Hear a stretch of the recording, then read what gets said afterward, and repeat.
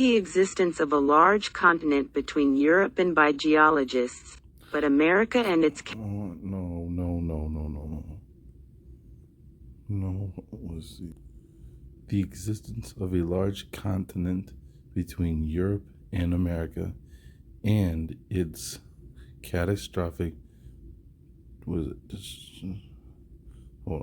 America and its catastrophic disappearance are, as I said before, generally admitted by... We'll pick up here then. Oh, no.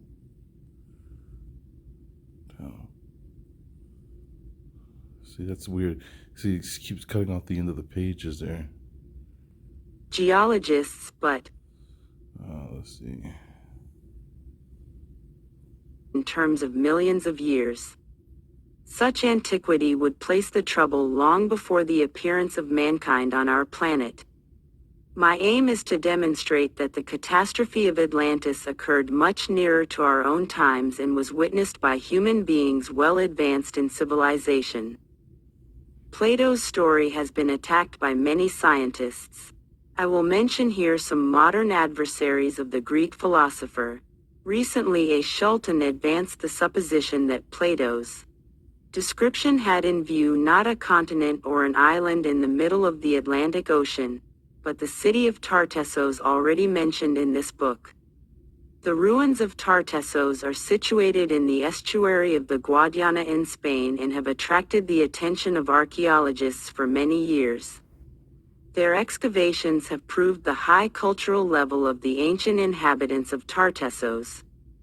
The earlier mentioned book of Mrs. Wishaw, Atlantis in Andalusia, gives much precious information concerning the culture of that prehistoric nation.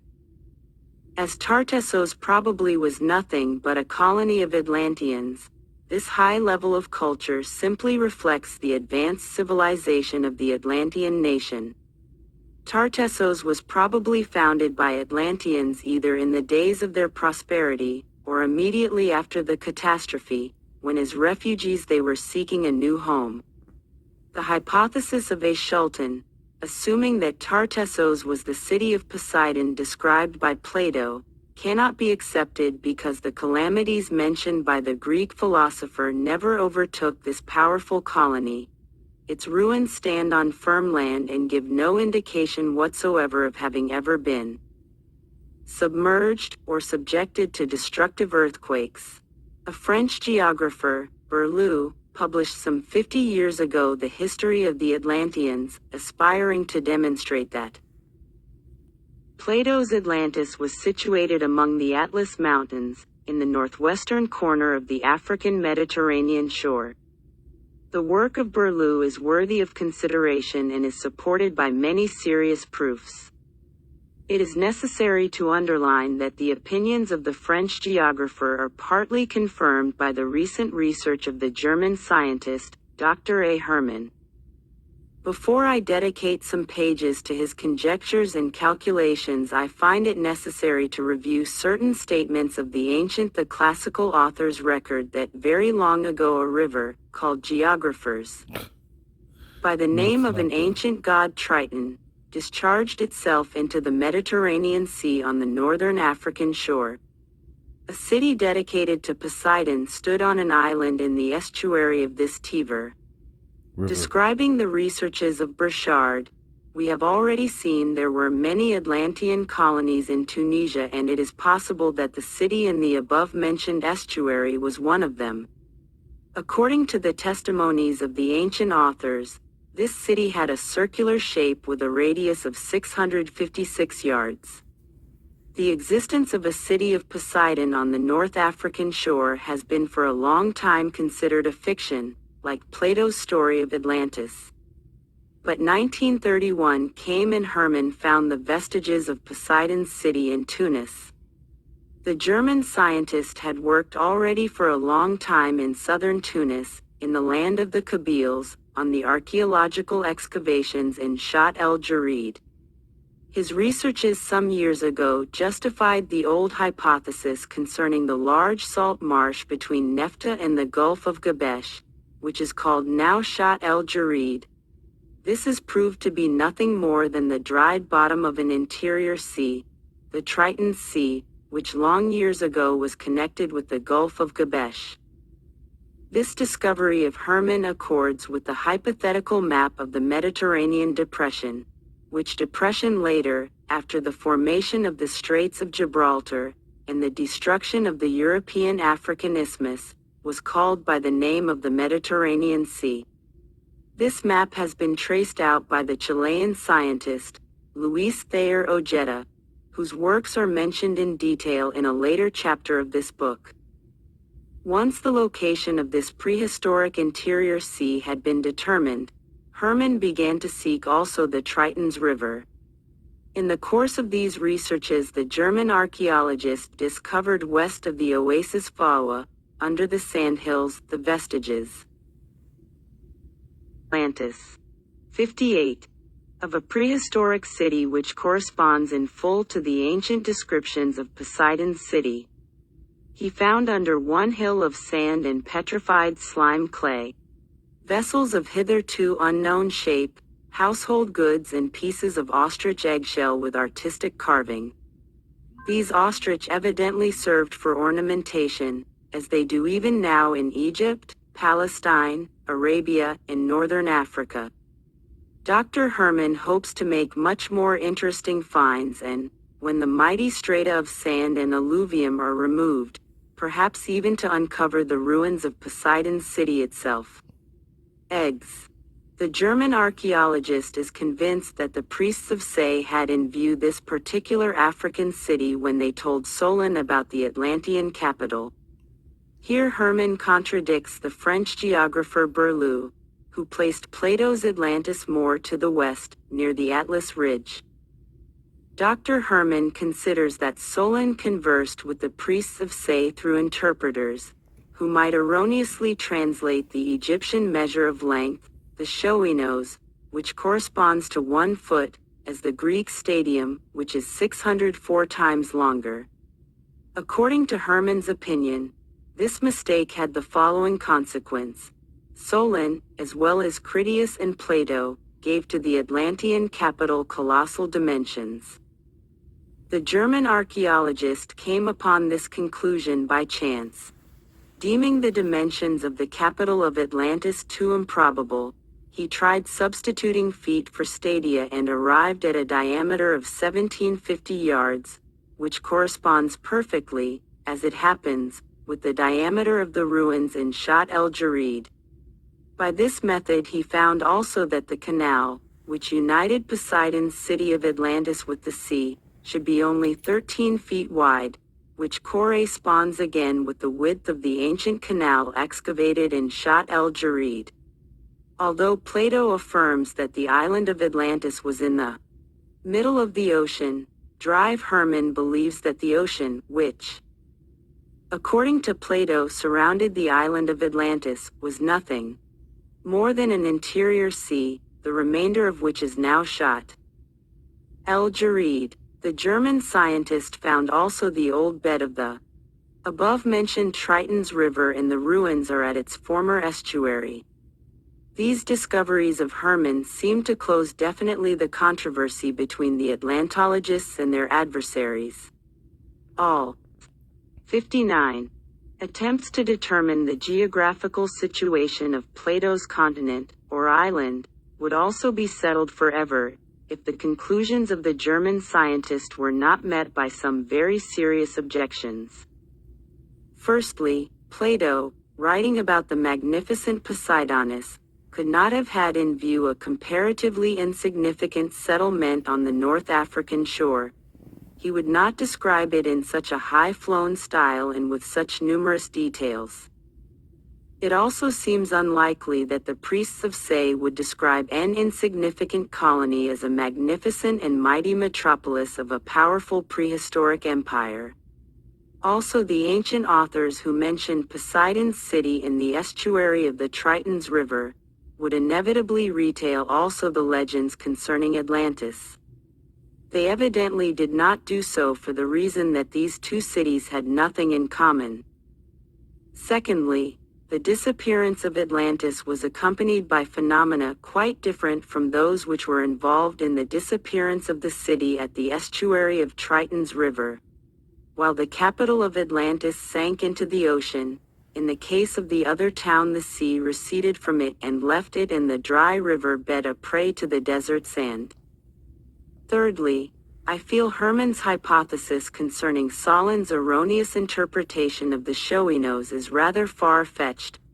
Solon had lived in Egypt for such a long time that he could not have made such a mistake, nor would such a serious thinker and mathematician as Plato ever have been satisfied with careless information. As to the dimensions of Poseidonis given by Plato, I am inclined to think that they were not meant for the city alone, but for its whole province. And finally, where in Shat el-Jarid are the three peaks which, according to Plato, crown Poseidonis? I am also inclined to believe that the astonishing results of Dr. Hermann's calculations represent a simple, although wonderful, coincidence. This coincidence cannot serve as a criterion of the truth because it is very difficult to determine the diameter of a city in ruins, so much the more when it happens to be covered by desert sands.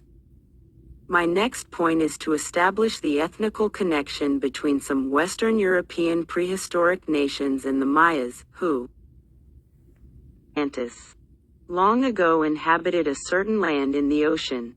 This connection existed in a very remote period and at a time when both sides had already attained a certain level of cultural development.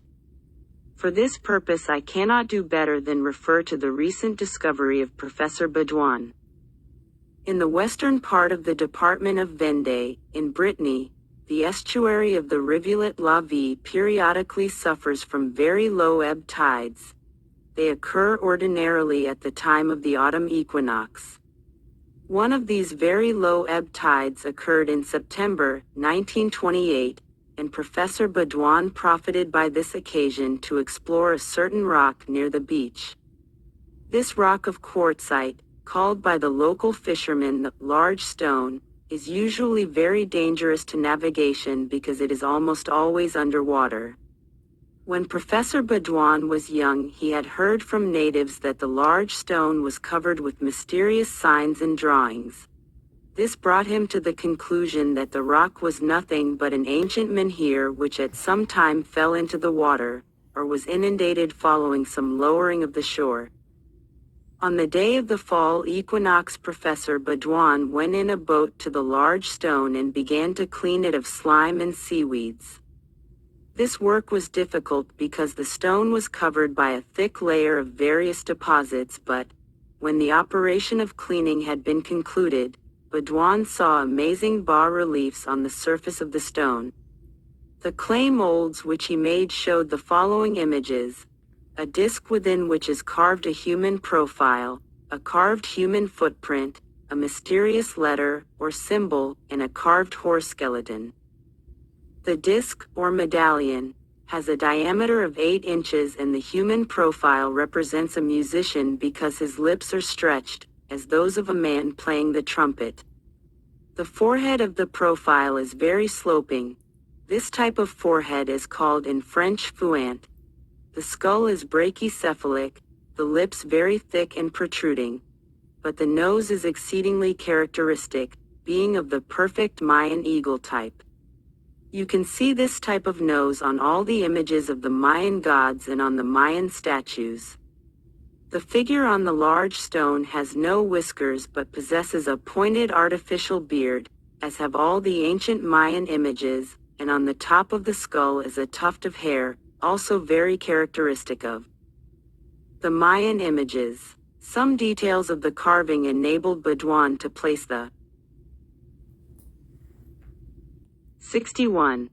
Approximate age of this prehistoric sculpture at about the end of the Neolithic period, i.e. circa 9,000 years ago. The French archaeologist finds a complete analogy between the types of the profiles of the Mayan sculptures and that of the large stone.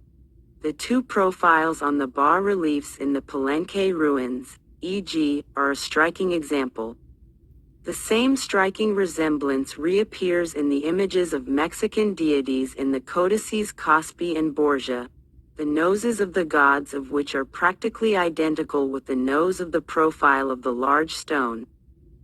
The following still more interesting fact established by Professor Baudouin and other French anthropologists is that the same noses as those of the profiles on the large stone and of the Mexican gods of various statues and images are possessed also by the modern inhabitants of the country in the neighborhood of the large stone, and particularly by the inhabitants of the village Marais de Mont.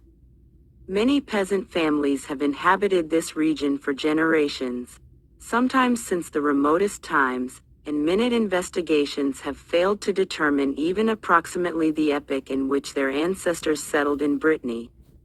Although it is true that similar researches among peasant families are in general quite inadequate because of the lack of genealogical data, they still can show the remoteness of their origin, which allows us to contemplate the influence of the Mayan civilization on the aboriginal population of La Vendée. At any rate, the frequency of Mayan eagle noses in La Vendée and throughout Brittany is definitely established by the anthropologists.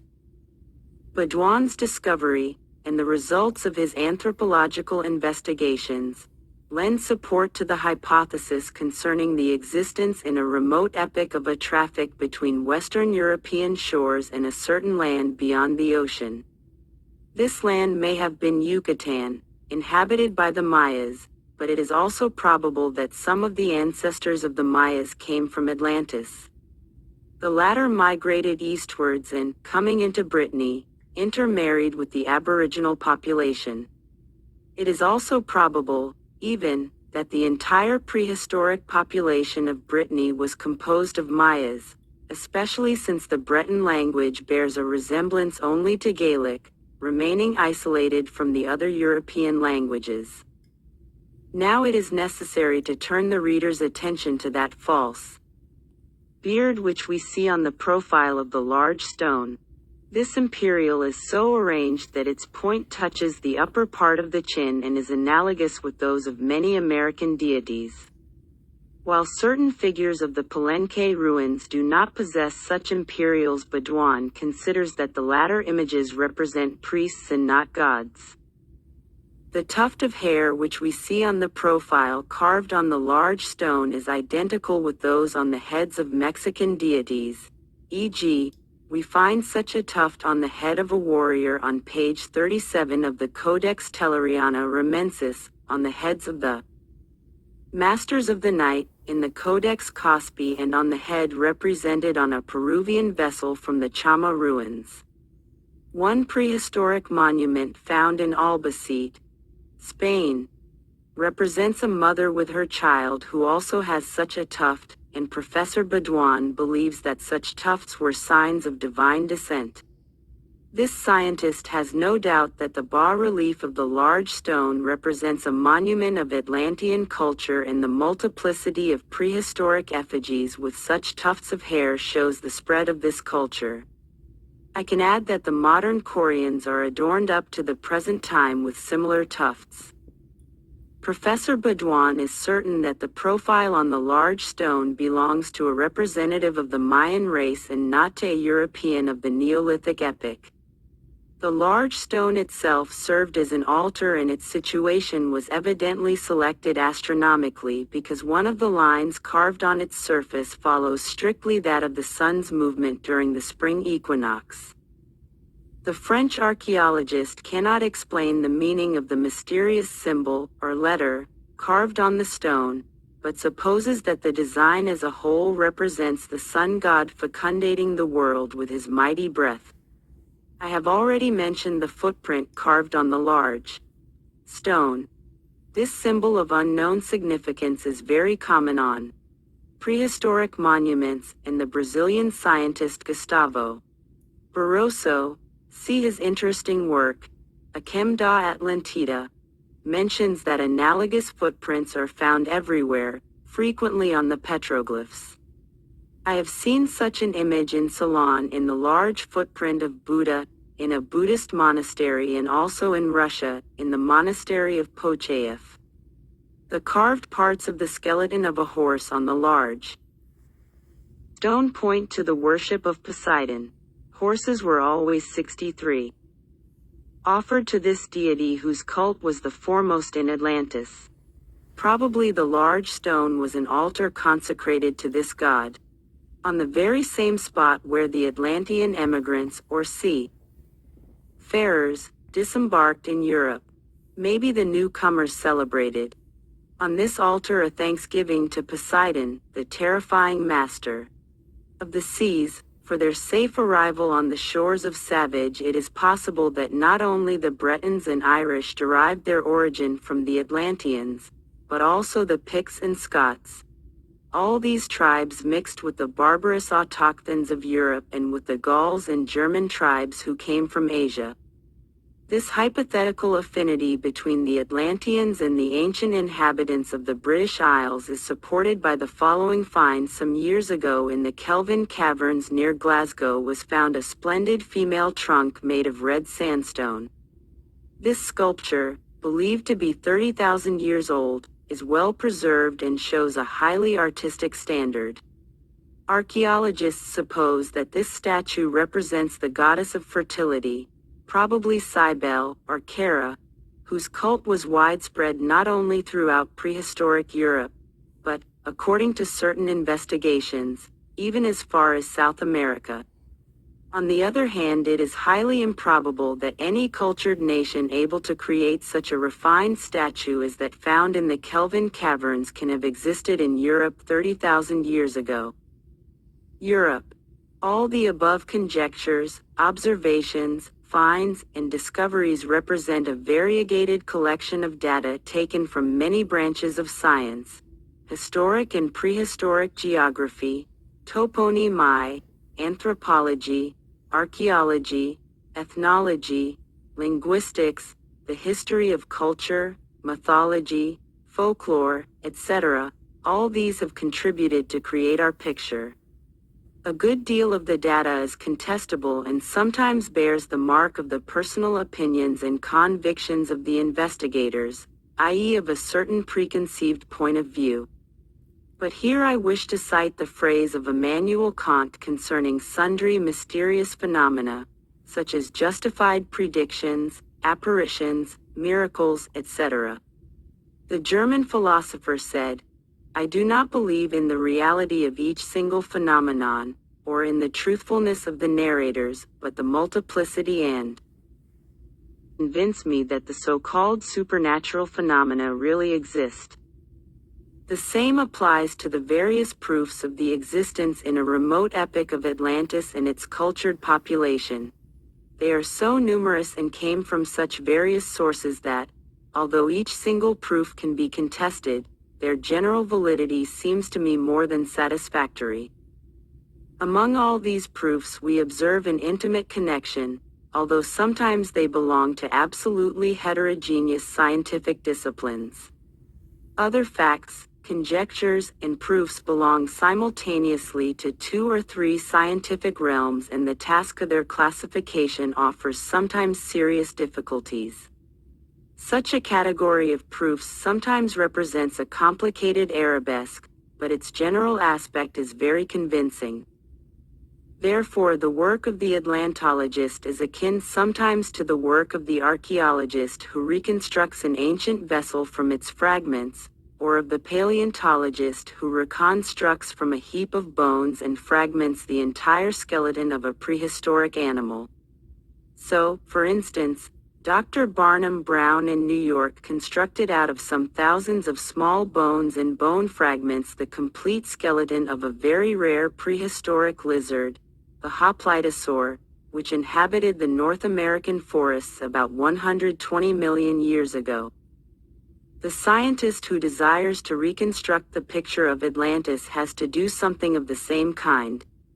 He also is obliged to use for this purpose a multitude of little facts, insignificant, as it seems, archaeological finds and various allusions scattered amongst the ancient monuments, manuscripts, and inscriptions.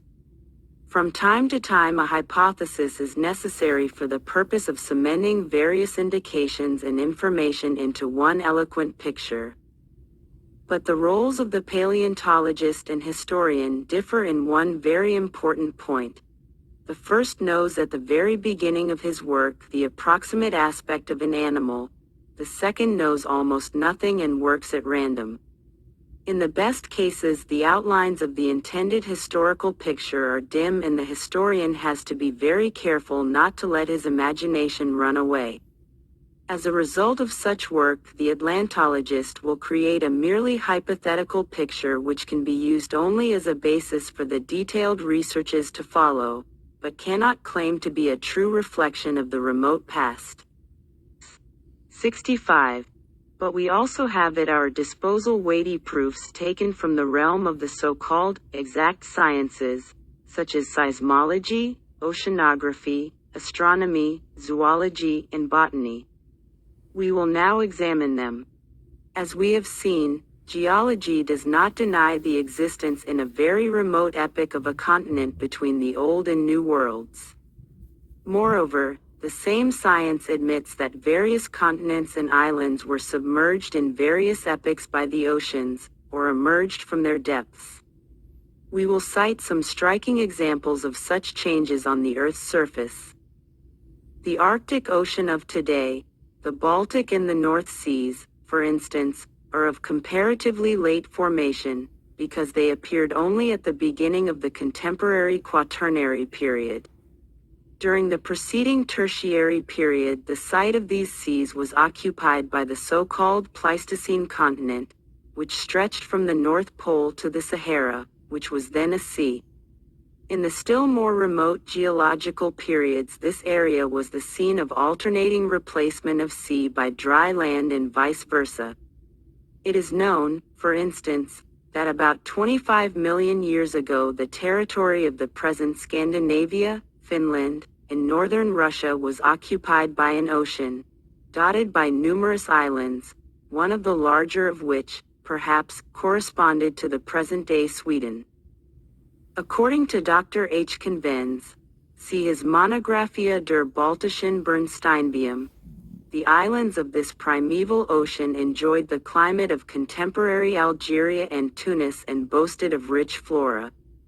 25 million years ago, instead of miserable polar moss and lichens, these Arctic islands were adorned with palms, cedars, cypresses, euphorbias, sequoias, and a special sort of tropical pine. These latter trees produced the aromatic resin which, after 25,000 millenniums, petrified into golden amber. Yes, however strange it may seem, the amber found in large quantities on the Baltic shores is the token of the days when the severe north of Sweden was a smiling region of the world, and are a witness of terrific geological upheavals of long ago. For this reason alone, the story of amber deserves more than passing attention. It seems that millions of years ago a gigantic catastrophe devastated the above-mentioned large island of the Mesozoic. Well, that answers a lot. Wow. Because you always hear about, you used to always hear about on the History Channel, there's a change in the polar shift, how the North Pole used to be the South Pole and the South Pole used to be the North Pole, and it's going to happen again. So when you start seeing the aurora borealis lights in the sky over cities like London and Texas, Dallas, and places like that, it's a sign that the lights are about to shift, and it goes back to the map, right? How the map shows they have Europe at the top, but really Europe is the bottom of the map. Then it takes you back to scripture too, because what does that verse say in the book of was it Jeremiah? What's his name? It says, God will come out of the south, out of Mount Peor. I don't know. I always struggle with that though, because of the North Star. North Star always points north, so how could the south be the north and the north be this, or whatever, flip like that? Anyways. Shadow of Atlantis. Period. Violent cyclones uprooted the trees and laid waste tropical forests, destroying the abodes of billions of insects. When the hurricanes were over, the surviving giants of the forests attempted in vain to patch up their wounds by the secretion of resin, which flowed abundantly from broken trunks and branches. The virgin Mesozoic forests perished, and later on the sea flooded the land, covered by the skeletons of subtropical trees, buried under a thin layer of their own golden resin. During the following hundreds of millenniums, this resin hardened in the water, and the sea currents dragged it to every corner of the newborn Baltic. A legend relates how once an unknown fisherman of these shores, pulling in his net, noticed in it strange dark yellow stones, entangled amongst the seaweeds. Thrown into the cooking fire, these strange light stones burned brightly, to the astonishment of the fishermen. Thus was discovered amber, or the burning stone, Brennstein in Old German, later on Bornstein, and at present Bernstein. It is not known precisely when and by what tribe amber was discovered. Perhaps it was first found by the semi-legendary Teutons, the ancestors of the Goths, or even by the ubiquitous Phoenicians, who in antiquity adventured as far as the Baltic shores. At any rate, H. Schliemann's excavations have shown that as early as 2000 BC the Mycenaean kings placed amber necklaces in the tombs of their favorite concubines. Chemical analysis has demonstrated the presence in the Mycenaean amber of the so-called succinate acid, so characteristic for Baltic amber, and it is evident that the Mycenaean epoch was familiar with the Zamlin amber beds, the richest in the Baltic. It is also established that, hundreds of years later, the black-haired Roman matrons adorned themselves with German golden stones, which they bought from the Syrian merchants in the Via Sacra. In the days of the Emperor Augustus, amber was the most fashion. Able stone amongst the ladies of the Roman aristocracy, Pliny dedicated much of his attention to Baltic amber and recorded the hypothesis concerning its origin which circulated in his days. The Greeks, for instance, supposed that amber, or electron, as they called it, originated from the hardened secretions of certain sea animals, or even was simply sea foam, hardened by the action of the sun's rays. The Greek myth about Phaethon relates that, when the irate Zeus threw Phaethon's chariot into the infernal river of Eridan, the sisters of the unfortunate competitor of Phoebus were transformed into poplars and for a long time shed tears which became amber. The great Aristotle in the 4th century BC was the first to suggest the correct theory of the origin of amber. This remarkably versatile scientist declared that, in his opinion, amber was nothing else than the petrified resin of certain trees. Pliny adopted the theory of Aristotle probably because, serving in Roman cavalry stationed on the Baltic shores, he had an opportunity of making observations on the spot, which corroborated the insight of the great Greek. The sound deductions of Aristotle and Pliny were soon forgotten, and in the 15th to 18th centuries we come upon erroneous hypotheses, advanced by George Bauer, nicknamed by Science Agricola, Bombastus Paracelsus, and even by the great Buffon. All of them agreed that amber is of mineral origin, something like the asphalt of the Dead Sea in Palestine. The opponents of Aristotle attempted to contradict his theory by asking why only insects are found in this petrified resin and never fish and shells. The reply to this objection is very simple. The sinking of the Mesozoic archipelago occurred at a time when the resin was already so dense that the sea animals, or fish, could no longer penetrate it. However, we know of several incidents of amber having been found with small crabs inside it.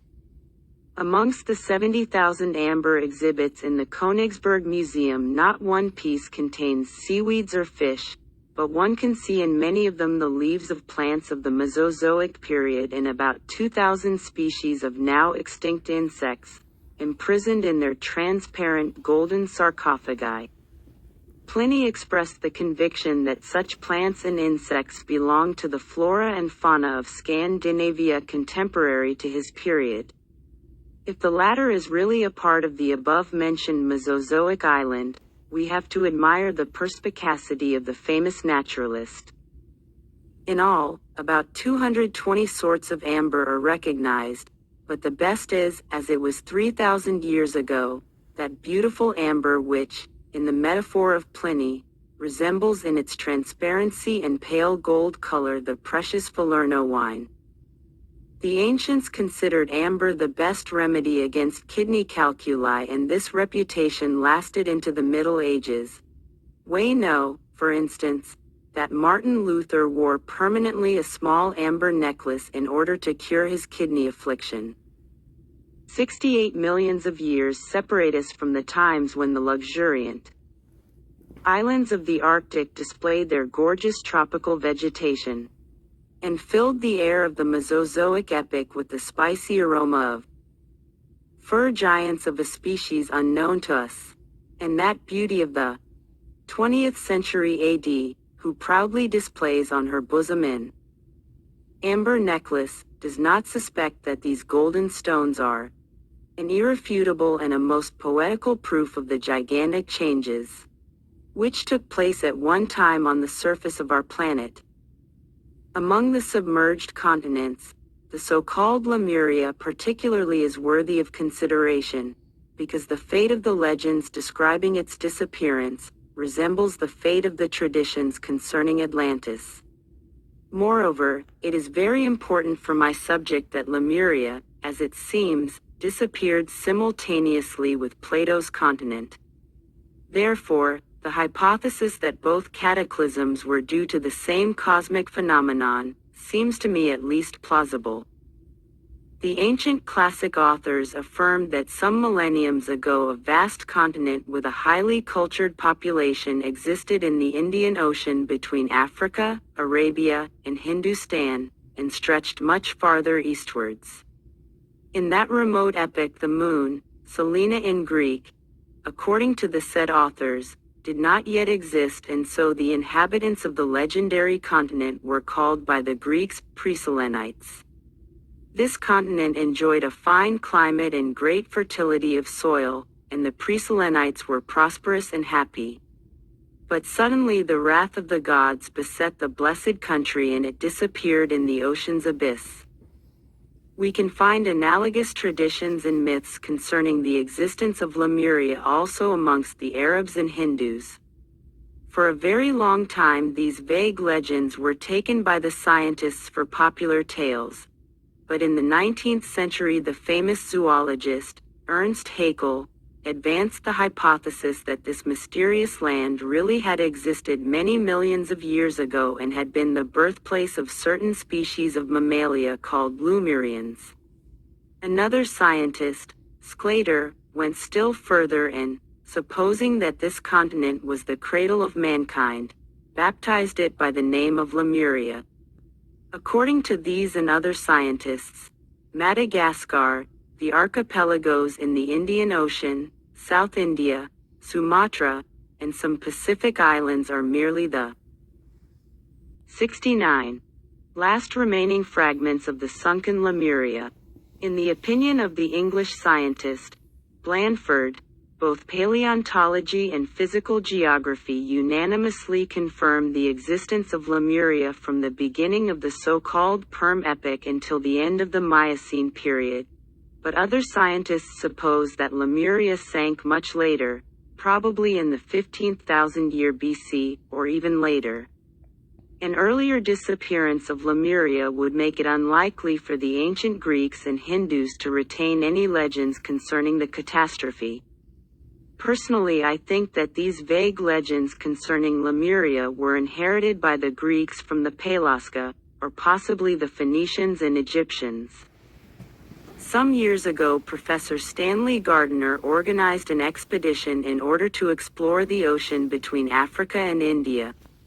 After 9 months, it returned with a rich collection of data concerning Lemuria, rebaptized under the name Gondwana.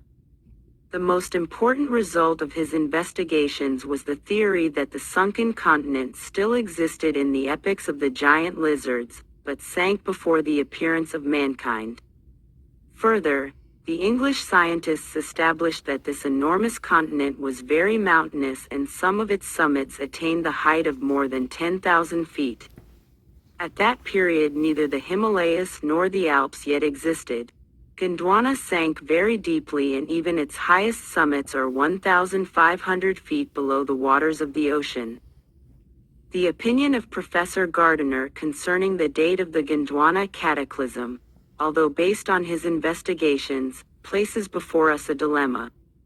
We must either conclude that the ancient legends concerning Gondwana came to the Greek authors as an inheritance from nations millions of years old, or else that the methods of scientific investigation have failed and the conclusion of Professor Gardiner is wrong.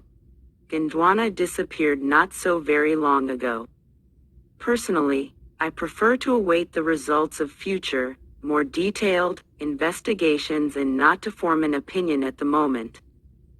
But one apparently small circumstance among the classical information concerning Gondwana perplexes me. As mentioned earlier, the legend affirms that the population of Gondwana did not know our moon. Here we are in the realm of astronomy. Was our satellite always our fellow traveler in space, or has it joined us comparatively recently? If the latter theory is correct. See, now that's interesting too, because what was it? Vincent sent me the trailer to the movie Moon Falling, and I went and read the Wikipedia page on it. And at the end there's a section where it talks about how they're going up to the moon, and they find out the moon is not what they think, which makes me think about David Icke, right? How David Icke says he believes that the moon is like a satellite. It's a hollow satellite that's sending either a sound wave that puts us into this trance to make us of a hypnotic state, or it's a vision that's being sent by Saturn to the moon that reflects down on Earth, that puts us in a hypnotic state to make us look around and see everything that we see and say, oh, this is the real, this is the Matrix, like the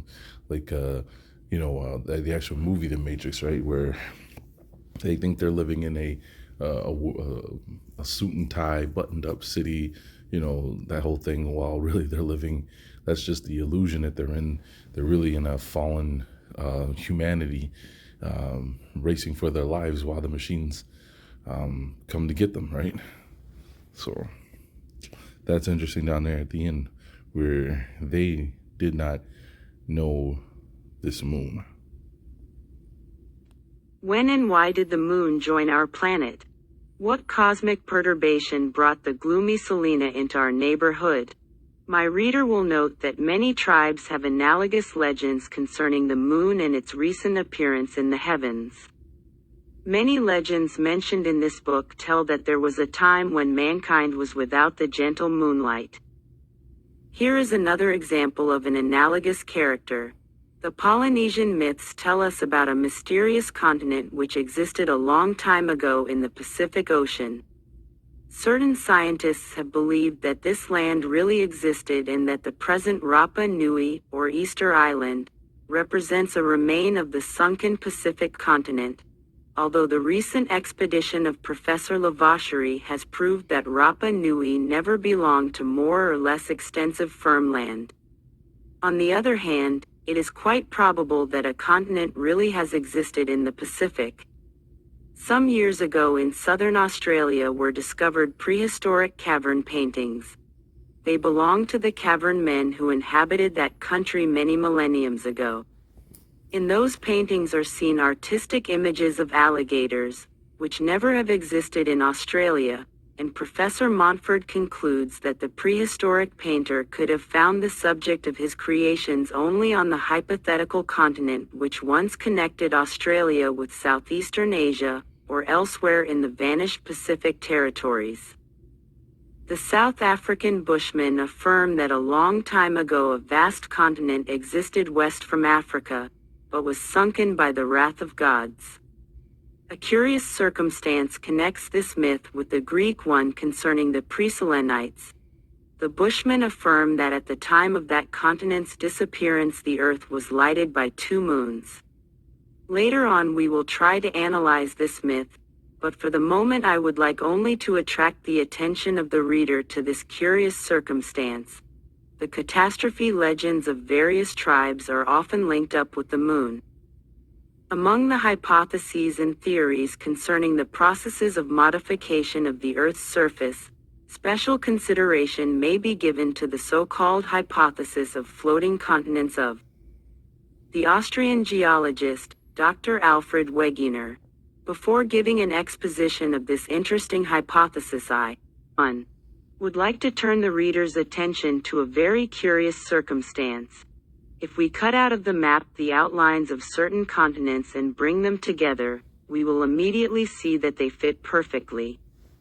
This is true, for instance, for the eastern shore of Brazil and the western shore of Africa, for the eastern shore of Greenland and the western shore of Scandinavia, for the eastern shore of Africa and the western shore of Arabia, and also for others.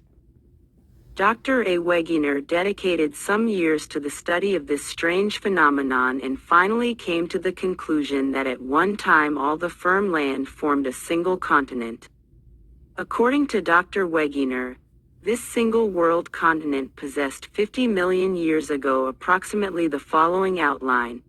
Australia was the continuation of the eastern shores of Africa, Greenland connected Scandinavia and Newfoundland, South Africa and South America formed one territory and the mysterious Antarctic continent filled the space between South Africa and the present Patagonia. The continuity between Africa and America was destroyed during the Cretaceous period and the continents began to drift apart like icebergs in the polar seas. During the Tertiary period occurred the same process for Europe and North America, the Antarctic, Africa, Hindustan, and Australia. So, in various moments of the Earth's history, there gradually occurred the splitting of the once single continent and its parts withdrew one from another, floating in various directions on the subterranean ocean of magma. We must remember that, under the comparatively thin Earth crust, there rages an ocean of incandescent liquid lava, or magma, and that the foundations of the firm lands are immersed in this ocean. Naturally, the mass of firm land is subjected to the centrifugal force of the Earth's rotation. This force split the primeval single continent and its parts began to glide apart with a velocity of about 2 miles per million years. According to Wegener, the separation of South America and South Africa took place perhaps 30 or 40 million years ago, but the separation, for instance, of Ireland and Newfoundland occurred much later, about 3 million years ago, and Greenland left Europe very recently, only 50 to 100,000 years ago. If the latter event is correctly dated, it would have been witnessed by the primeval races which inhabited Europe and Greenland.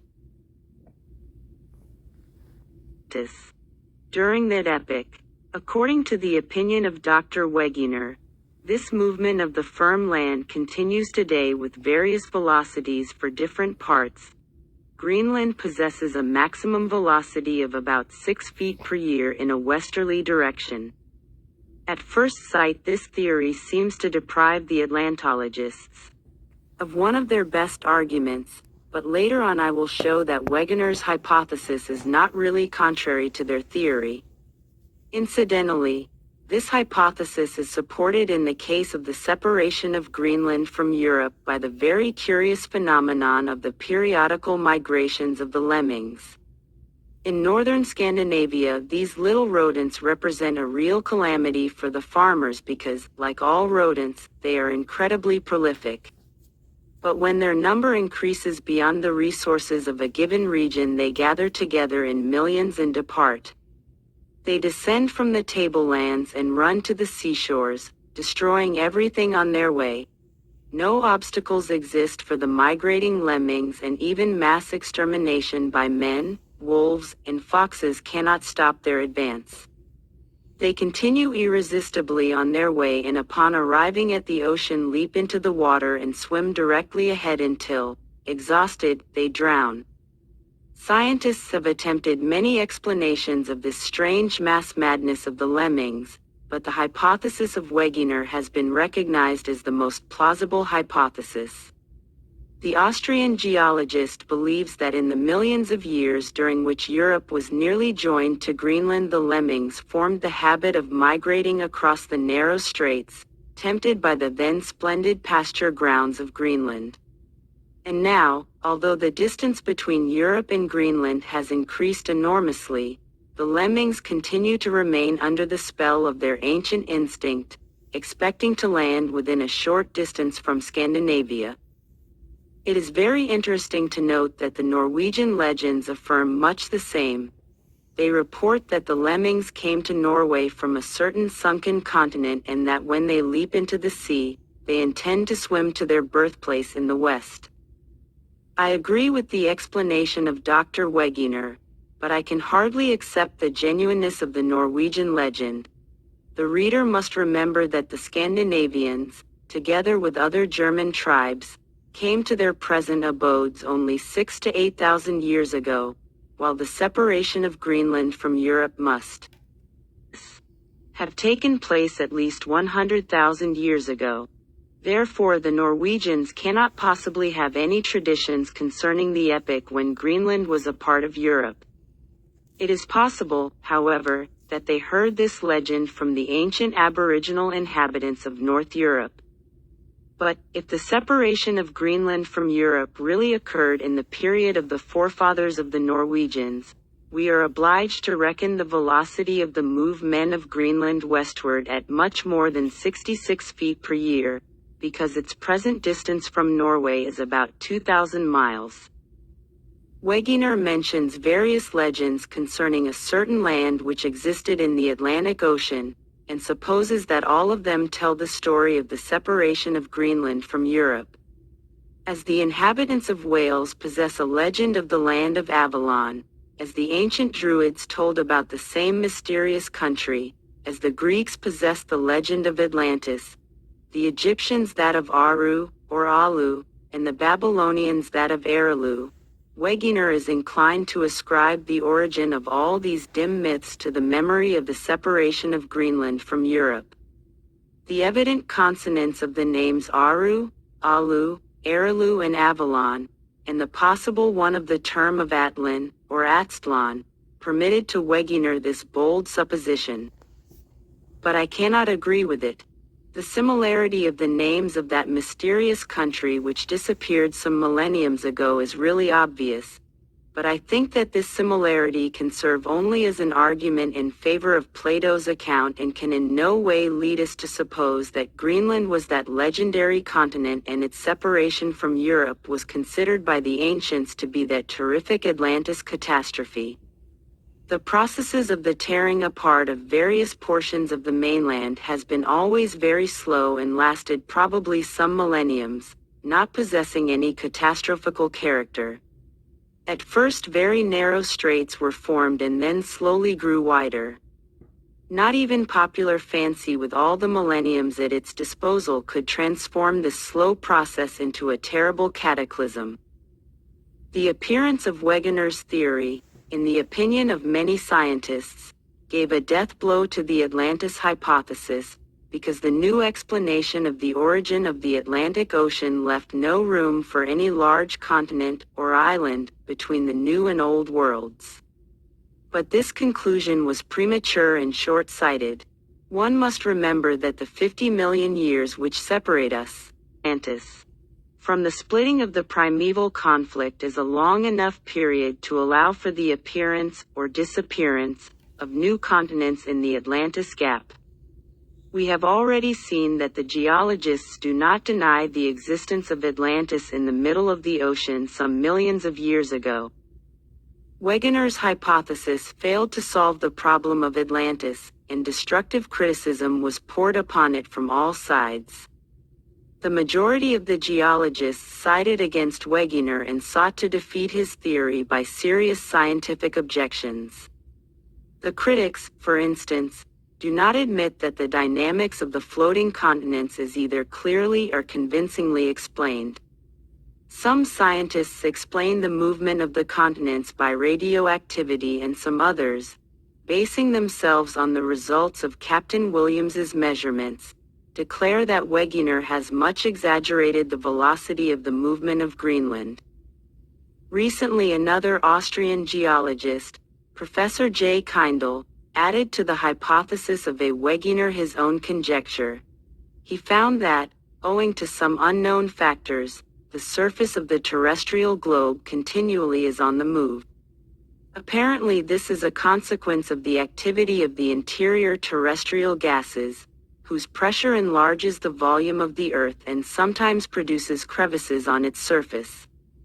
Kindle agrees with Wegener concerning the formation of the oceans except for the Red Sea and the Persian Gulf, which were formed by the interior pressure of the gases.